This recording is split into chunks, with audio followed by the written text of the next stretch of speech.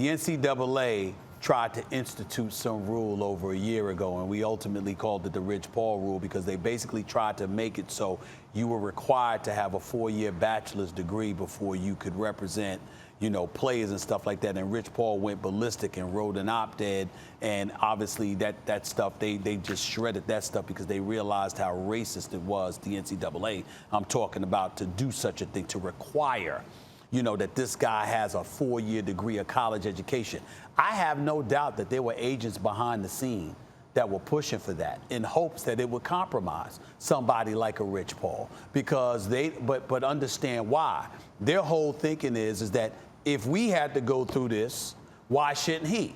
What have I said about Hall of Famers all the time who complain about the modern day athlete? Stephen A., don't let them off the hook. You wouldn't have let us off the hook. We had to meet certain standards in order to receive love and support.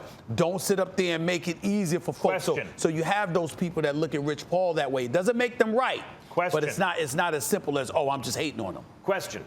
How much of this do you think, because it's unknowable to me, but I'm curious, has to do with the fact that we are talking about an African-American super agent right now, LeBron James's guy. Yes. Versus, I mentioned Falk and Pelinka. Pelinka flew more under the radar, but those were the most powerful guys because they had the most powerful client. I'll tell you, it has something to do with it, because one of the mistakes that I think the Rich Pauls of the world and other agents of African-American descent make is they assume it's other African-Americans talking about them. It's a lot of those white agents that talk about them too. And they talk about it behind the scenes to people they're comfortable with, who they've ingratiated themselves with in the media and beyond, and vice versa. And as a result, they talk amongst themselves, and then ultimately that trickles down to other folks, and you thinking it's black on black crime per se, where it's black agents just talking about Rich Paul. I'm not saying that there are not some who haven't in the past, but trust you me, they ain't the only ones. You got a lot of people on very high levels that try to get at the Rich Pauls of the world. Here's the difference. Rich Paul, first of all, he's probably, I don't even know how old he is, but he looks like he's a teenager for crying out loud. He looks like a kid, but he's smart as hell, okay? And he knows what he's doing. But here's the other thing against him. He's not Maverick Carter. And in that regard, I mean this. Maverick Carter, do you ever meet this guy? When is he not smiling? When does he not look like this inviting figure that can ingratiate himself with anything or anyone at any given moment? I have been, I've been in this business for 25 years, and I obviously do a lot of things other than just this. I cannot walk into any industry. I have not, in my career, have walked in any industry in America that has had dealings with Maverick Carter, and they don't talk about how much they love him. He's one of those guys where he's almost impossible to dislike. Well, let me ask you something. What I'm saying is, because they're both tight with LeBron, obviously, sometimes they're comparing him because he looks a little bit more polished than Rich Paul. But if you talk to Rich Paul, I assure you, he's very polished. As someone in the media, especially you in the NBA, right? A lot of times they want to use us as useful idiots, right? By us, I mean just people with a platform in the press. Yeah. And so they'll feed you information, it's half-truths, it could be a lie. And it always astounds me. It's like, wait a minute, we're going to be around for a while. Why would you want to establish a relationship just for a short-term gain when you want an ongoing relationship? I've never spoken to Rich Paul and heard something that was not true, or I found to be bad information. Right. And I think same here. Yeah. And so he's got the most powerful guy. I think has good relationships with people in the media.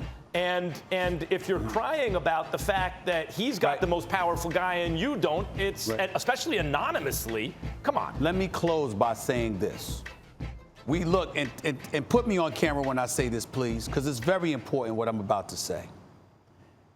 We spent years looking at those two, at what LeBron has done for them. LeBron can't play forever.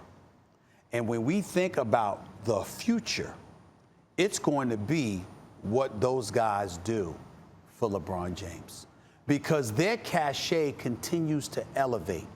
and they continue to make smart decisions and make right connections, that's only going to elevate and buffer It's not LeBron. the You know brand who it is, Stephen A? of James. It's AD, because what people are going to look for is, okay, so really the most powerful client, this goes for all agents everywhere basically, as a rule, most powerful client's going to be on the top of the pecking order, right? So did Rich Paul do for LeBron, or did he do for AD? Did he figure out moves that helped everybody, right?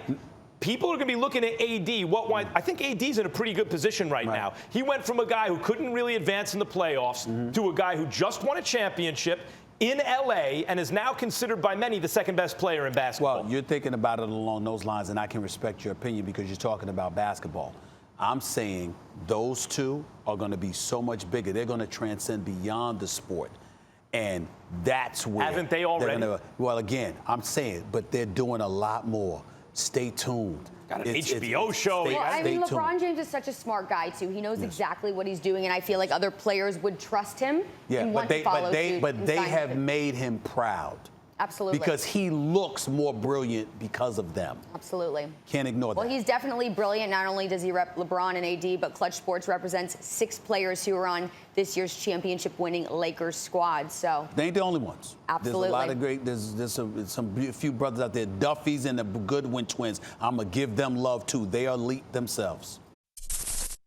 Thanks for watching ESPN on YouTube. For live streaming sports and premium content, subscribe to ESPN Plus.